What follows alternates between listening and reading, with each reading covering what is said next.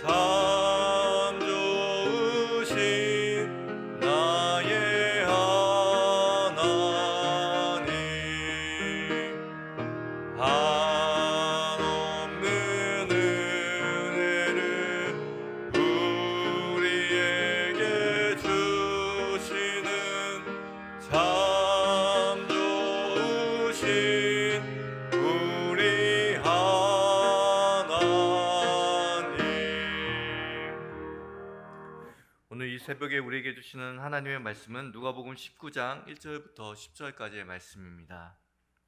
누가복음 19장 1절부터 10절까지의 말씀입니다. 하나님의 말씀을 교독하여 읽겠습니다. 제가 먼저 1절 말씀을 읽겠습니다. 예수께서 여리고로 들어가 지나가시더라.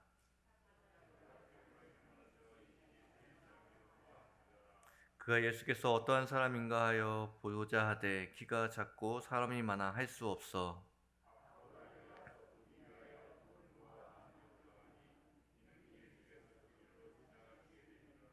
예수께서 그곳에 이르사 쳐다보시고 이르시되 삭개오야 속히 내려오라. 내가 오늘 내 집에 유하여야 하겠다 하시니 무사람이 보고 수군거려 이르되 저가 죄인의 집에 유하러 들어갔도다 하더라.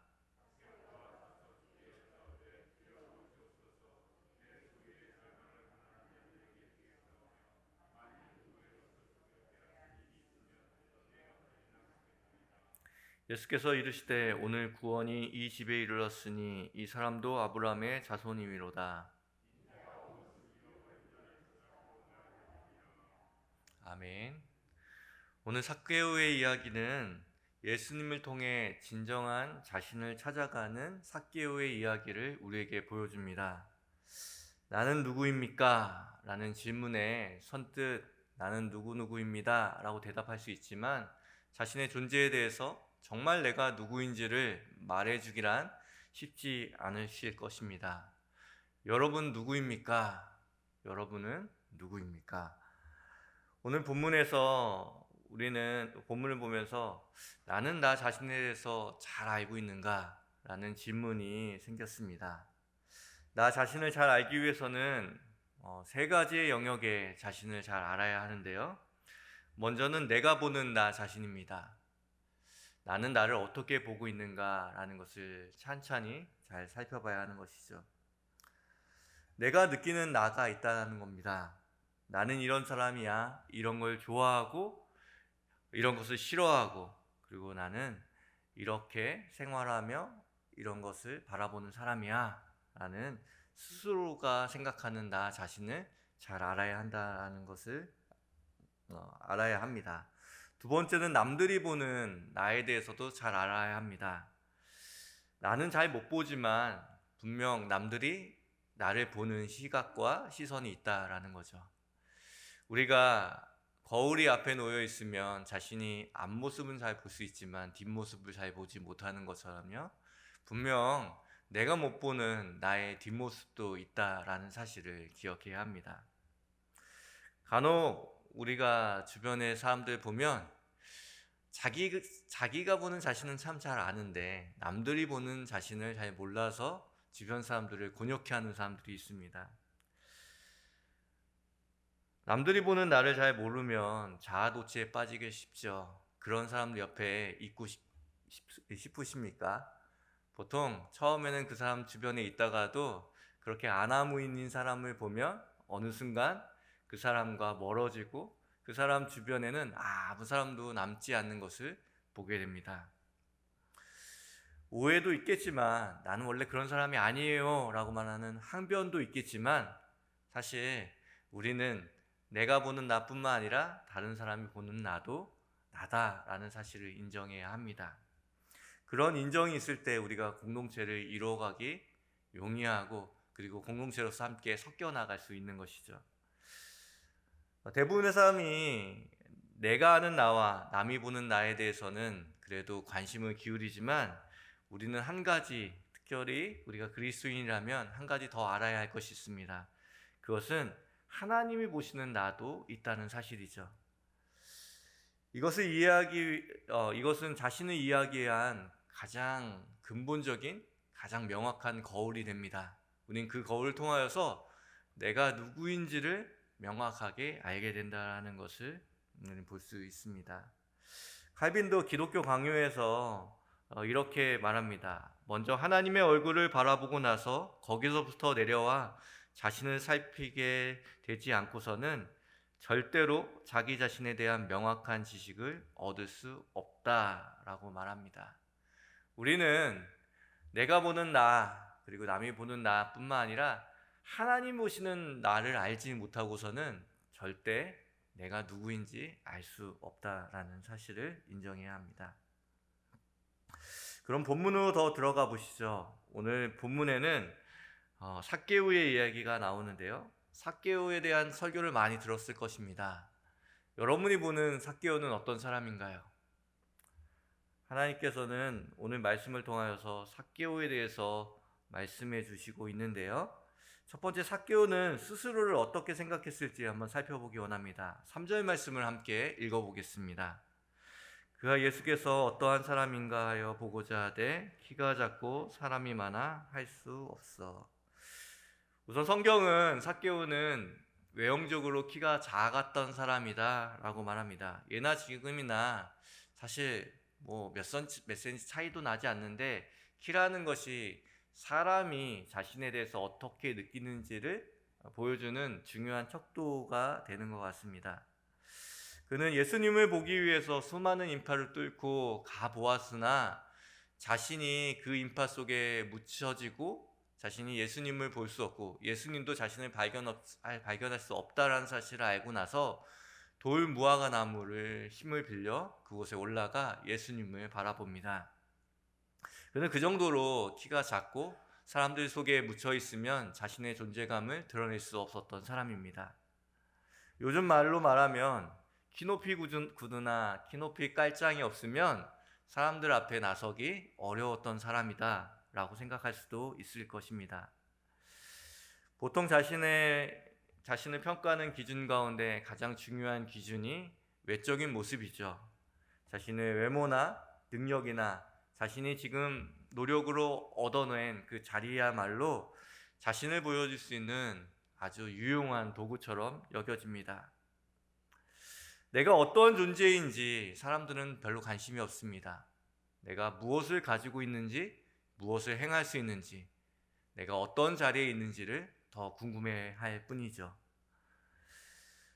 삭개오는 자신의 존재를 드러내기 위해서 돌 무화과 나무를 힘을 빌려야 했습니다. 그의 인생 전반이 그런 삶이었습니다. 그의 인생은 늘 돌 무화과 나무와 같은 자신을 보여주고 자신을 보조해 줄 수 있는 무언가가 없으면 자신을 나타낼 수 없었던 사람이었던 것이죠. 우리도 마찬가지 아닙니까? 우리 삶에 있는 돌 무화과 나무가 없으면 다른 사람 앞에 초라해 보이고 그리고 나설 수 없고 드러날 수 없는 사람처럼 보입니다. 사회가 그것을 조장하고 그리고 그것을 가장 중요한 가치로 여기기에 우리 모두도 돌 무화과 나무 하나쯤은 가지고 있을 겁니다. 그 돌 무화과 나무가 무엇일까요? 2절 말씀에는 삭개오가 갖고 있었던 의지하였던 돌 무화과 나무를 보여줍니다. 2절 말씀 함께 읽어보겠습니다. 삭개오라 이름하는 자가 있으니 세리장이요 또한 부자라. 그는 세리장이었습니다. 그리고 또한 부자였습니다. 그가 그토록 자신을 나타낼 수 있는 두 가지, 자신은 세리장이고 부자라는 것, 그것을 의지하여서 그 마을에서 살고 있었던 것이죠. 우리는 왜 이토록 우리의 삶에 붙어있는 군더더기 같은 수식어를 의존하지 않고서는 나 자신을 설명할 수 없는 걸까요? 내가 무엇을 가지고 있고 어떤 자리에 있고 어떤 직분을 갖고 있는지를 말하지 않으면 나에 대해서 왜 이렇도록 우리는 부끄러워하는 것일까요? 인간은 선악과를 따먹은 이후에 나 아닌 것으로 자신을 설명하기에 급급한 인생을 살아오고 있습니다. 창세기 2장 25절과 3장 7절을 이어서 한번 읽어보겠습니다.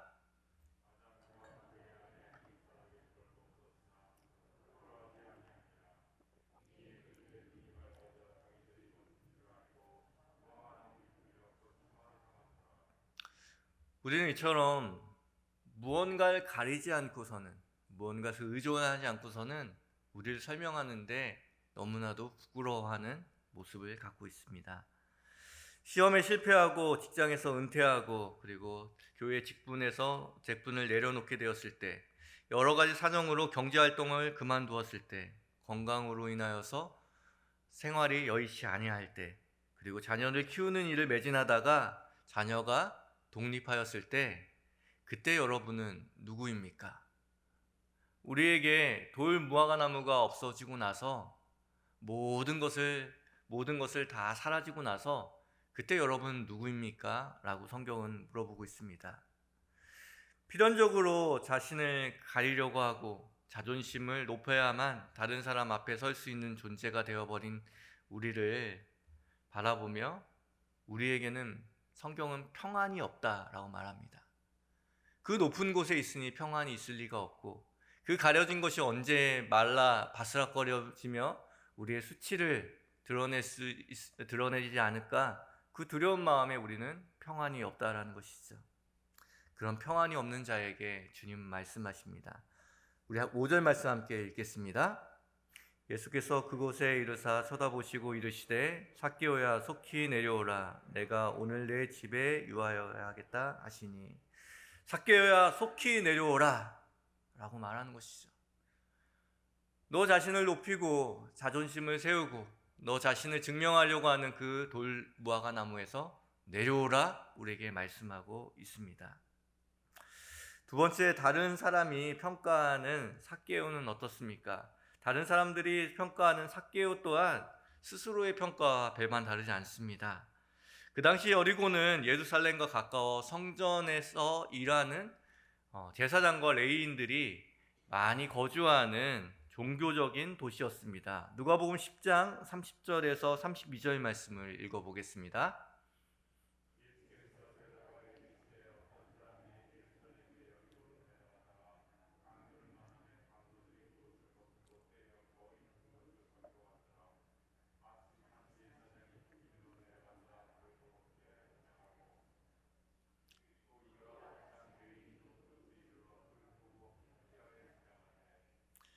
제사장과 레위인이 이 강도 만난 자를 만났다는 것은 그냥 결코 우연이 아닙니다. 여리고에는 많은 제사장과 레위인들이 살고 있었습니다. 그 도시의 분위기는 어떻을까요? 매우 엄격하고 거룩이 그 도시의 기준이었을 겁니다. 거룩하게 살아야 하는 것, 깨끗하게 살아야 하는 것. 그 여리고 한복판에 죄인 중에 죄인이었던 이 삭개오가 있었다는 것이죠. 그렇기 때문에 얼마나 그곳에서 수많은 평가를 받았겠습니까? 그는 수도 없이 지나가면서 제사장과 그리고 레위인과 그들 추종하는 많은 사람들 앞에서 이 거룩한 도시에, 이 종교적인 도시에 저 죄인이 거주한다라고 손가락질 받고 살아갔을 거라고 우리는 쉽게 생각할 수 있습니다. 7절 말씀 함께 읽겠습니다. 무사람이 보고 수군거려 이르되 저가 죄인의 집에 유하러 들어갔도다 하더라. 사람들은 삭개오에게 죄인이라는 평가를 내렸습니다. 예수님께서 그 집에 들어가자마자 죄인의 집에 유하러 들어갔다라고 말할 정도로 그는 죄인의 대명사였습니다. 그가 부당한 이익을 취했는지는 우리가 알 수 없습니다. 하지만 그 당시 세리라는 직업 자체가 죄인으로 규정되어 있었고, 그가 부자라는 것, 세리로서 부자가 됐다라는 것은 부당한 이득을 취했다라고 상상하기에 충분합니다. 그가 처음에는 만약 정말 자신은 세리로 했지만 그가 절대 남의 것들을 토색하거나 남의 것들을 탈취한 일이 없을 수도 있습니다. 하지만 그가 그의 삶을 어떻게 살아왔던, 주변에서 한두 번 그에게 대해서 너는 죄인이야, 저 죄인이라고 계속 그 이야기를 들었다고 생각해 봅시다. 그러면 죄인이 아닐지라도 죄인이 되는 것이 삶의 여정 아니겠습니까? 계속 그런 이야기를 듣고 자라왔다라고 하면, 그런 이야기에 파묻혔다고 하면 자신도 어느 순간에 나는 아니야 라고 얘기했겠지만 어느 순간에 그런 사람이 되어버린 자신을 발견할 수 있었을 것입니다. 삭개오는 그 마을에서 죄인으로 불렸습니다. 수많은 사람들이 그를 죄인으로 불렀죠. 여러분은 여러분의 주변 사람들이 여러분에 대해서, 또 가정에서 어떤 이야기를 듣고 자라났고 어떤 이야기를 듣고 살아오셨습니까? 어쩌면 그 이야기가 지금의 여러분을 만들지는 않았습니까? 아무리 우리가 굳게 서 있어도 우리는 주변에서 들리는 소리에 무반응하게 그 영향을 안 받고 살아갈 수는 없습니다. 그 이야기가 원누스의 우리를 만들어 버리는 것이죠. 우리가 세상이 주는 거짓 메시지와 거짓 가치관에 흔들리지 않기 위해서는 마지막으로 예수님 바라보시는 삭개오의 모습에 주목할 필요가 있습니다. 수많은 사람들 가운데에서도 돌 무화과 나무에 올라간 자신을 바라보고 그를 불렀던 예수님을 만나야 하는 것이죠. 삭개오야, 그의 이름을 부르셨던 것입니다.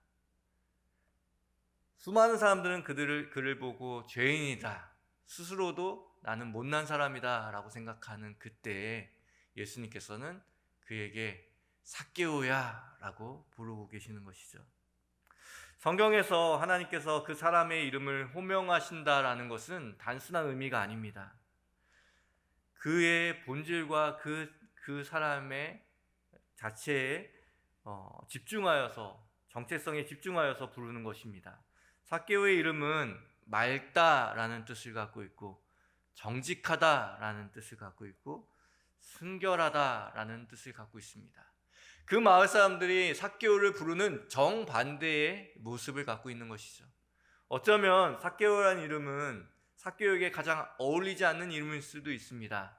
하지만 예수님께서는 삭개오에 대해서 이렇게 말씀하십니다. 너는 맑은 사람이다. 너는 정직한 사람이다. 너는 순결한 사람이다 라고 말씀하고 있는 것이죠. 하나님께서 어떤 것을 그렇다라고 말씀하실 때는 그렇게 인정해 주마라는 뜻이 아니라 하나님의 말씀대로 그렇게 되어진다라는 의미를 갖고 있습니다. 세상 모든 만물을 말씀으로 지으실 때, 하늘과 땅과 모든 것을 만드실 때, 그 이름을 호명할 때 그것이 그것대로 되어진 것, 삭개오를 부르실 때 삭개오가 삭개오로 되어지는 것, 삭개오가 처음 이 땅 가운데 태어날 때 그 어머니가, 그 아버지가 지어줬던 그 이름대로 처음으로 불러주는 이 순간 그는 정말로 삭개오가 되는 것입니다. 순결한 자가 되는 것이고 정결한 자가 되었다는 것이죠. 그 호명이 그의 인생을 바꿉니다. 예수님의 그 시각이, 예수님의 그 정체성이 그를 호명할 때 그가 그렇게 바뀌게 되는 것이죠. 아무것도 아닌 것처럼 보여지지만 삭개오야 부를 때 그는 삭개오가 되는 것입니다. 여러분 모두가 예수 그리스도의 자녀가 될 때 여러분들은 하나님이 호명하시는 그 이름을 들으셨을 겁니다. 누구누구야, 누구누구야. 주님께서는 우리에게 말씀하십니다. 나의 음성을 듣고 너는 너가 되어라. 나의 음성을 듣고 너는 너가 될 수 있다 라고 말씀하고 있는 것이죠. 그것은 그냥 단순한 호명이 아닙니다. 그 이후에 엄청난 일이 벌어집니다. 그는 자신이 여태까지 그토록 유지하고 그토록 의지하였던 돌 무화과 나무와 같은 세리장과 그리고 부자라는 그 모든 타이틀에서 그 모든 것으로 자신을 설명하는 사람이 아니라 삭개오라는 이름 하나로 자신을 설명하는 사람이 되었습니다. 예수님이 그렇게 나를 불러주셨기 때문에 나는 세리장 삭개오가 아니고 부자 삭개오가 아니라 하나님이 명령하시는, 호명하시는 삭개오가 되기로 결정한 것이죠. 가치가 바뀌니 그 모든 것이 제자리를 찾습니다. 자신의 재산의 반을 가난한 사람들을 위해서 흘려보내겠다라고 고백하고, 혹여라도 자신이 남의 것을 토색한 일이 있다고 하면 그 율법이 명하는 2배가 아니라 4배나 갚겠다라고 이야기할 정도로 자신의 삶의 모든 가치와 모든 형편을 하나님의 말씀과 복음에 맞추기 시작합니다. 그 이름 하나 불러주신 것 때문에, 그 호명 하나 때문에, 삭개오야 라는 그 말 하나 때문에 그에게 일어난 변화인 것이죠. 여러분에게 주님께서 누구누구야 라고 분명 불러주셨을 텐데 그 누구누구야, 그 존재로서의 부르심을 받고 나서 여러분의 삶은 어떻게 재정립되셨습니까? 주님은 그냥 우리를 부르시는 분이 아니십니다. 주님은 우리 한 명 한 명을 우리 존재 자체로 부르시고 그 존재가 되어가도록 우리의 삶을 재조정하시는 분이시라는 것이죠.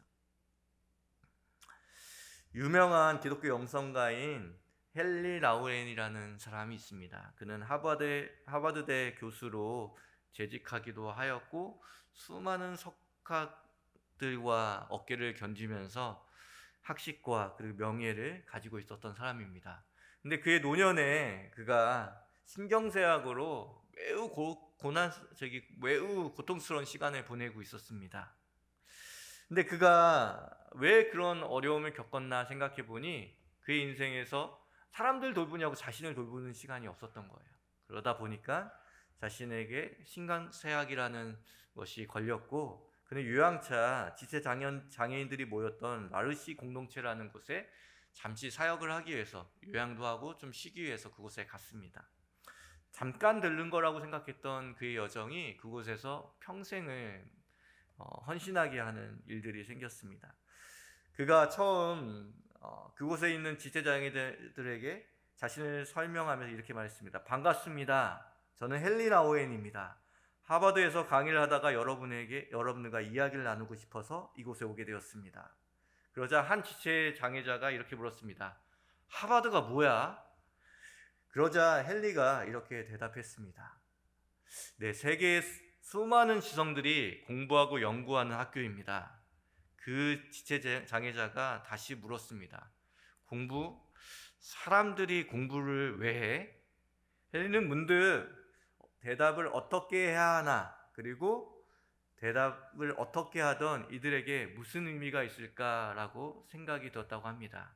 그날 밤 헨리 라우엔이 일기를 이렇게 썼는데요. 그 일기의 내용입니다. 난 이들에게 내가 얼마나 유명한 사람인지 설명하는 것이 상당히 어렵다는 것을 깨달았다. 내 친구들 중에 한 국가가 나아가는 방향을 결정하는 유명한 정치인도 많이 있고 그 밖에도 전 세계의 수많은 저명한 리더들이 내게 자문을 구한다는 사실을 설명하는 것이 어려웠다. 어쩌면 나의 오랜 정신적 방황이 이곳에서 끝날지도 모르겠다. 왜냐하면 이들은 신이 인간을 대하는 방식과 매우 유사하게 나를 대하고 있기 때문이다. 헨리 라우엔은 심장마비로 사망할 때까지 그곳에 머물렀다고 합니다. 그가 자신의 인생의 모든 여정을 마치는 그 순간을 하버드 대학교가 아니라 이 나르시 공동체, 지체장애자들이 모여있는 공동체로 선택한 이유를 여러분 좀 아실 것 같습니까? 평생 자신을 무엇으로 판단하는 무화과 나무로 설명하는 그곳에서 내려와 자신의 존재 그 자체로 아무것도 설명하지 않아도 자신을 그 자체로 받아들이는 그들의 순수함과 그들의 환대가 그를 그곳에 머물게 한 것이죠. 교회는 이런 곳입니다. 교회는 그 사람을 그 사람 존재 자체로 바라봐 주는 것, 그 사람이 하나님의 형상이라는 것을 하나님을 대신하여서 이야기해주고 대하고 함께하는 것. 교회에서 왜 변화가 일어납니까? 교회에서 왜 놀라운 그 변화의 순간이 왜 교회에서 일어납니까? 그것은 우리가 하나님의 형상으로 예수님께서 삭개오를 그렇게 호명하셨던 것처럼 그 호명이 우리에게 일어나는 장소이기 때문인 것이죠. 우리 승리교회가 그런 장소가 되었으면 좋겠습니다. 그 모든 것을 내려놓을 수 있는 장소, 그 모든 것을 내려놔도 안전한 장소, 예수님의 그 호명을 우리에게 서로에게 불러주는 그런 장소가 되어지기를 주님의 이름으로 기원드립니다. 함께 기도하겠습니다. 하나님 아버지, 오늘도 우리를 호명하실 때 우리가 의지하였던 돌무화과 나무에서 내려와 주님과 함께 유화하며 주님이 주신 아름다운 우리 승리 공동체 안에서 안식과 평안을 누리는 사람들, 변화를 이루어가는 사람들이 될 수 있도록 인도하여 주시옵소서. 지금은 우리 구주 예수 그리스도의 은혜와 하나님의 사랑과 성령님의 교통하심이 오늘도 우리의 이름을 부르시는 그 주님께 반응하는 우리 자신과 우리의 삶과 우리의 직장과 삶의 터전 가운데 이제로부터 영원까지 함께 하시기를 간절히 축원하옵나이다. 함께 기도하겠습니다. 나를 지으신 하나님을 바라보며 그분의 형상을 닮아가고 또 그분의 형상을 닮은 사람들에게 하나님의 귀한 호명을 함께하며 하나님의 형상답게 대하는 우리 모두가 될 수 있도록 함께 기도하기 원합니다. 두 번째로 기도하실 때는 우리 승리교회가 우리의 삶의 영적 방향을, 우리의 삶의 모든 방향을 마치는 마침표가 되어지는 회복의 공동체가 될 수 있도록 함께 기도하기 원합니다. 함께 기도하겠습니다.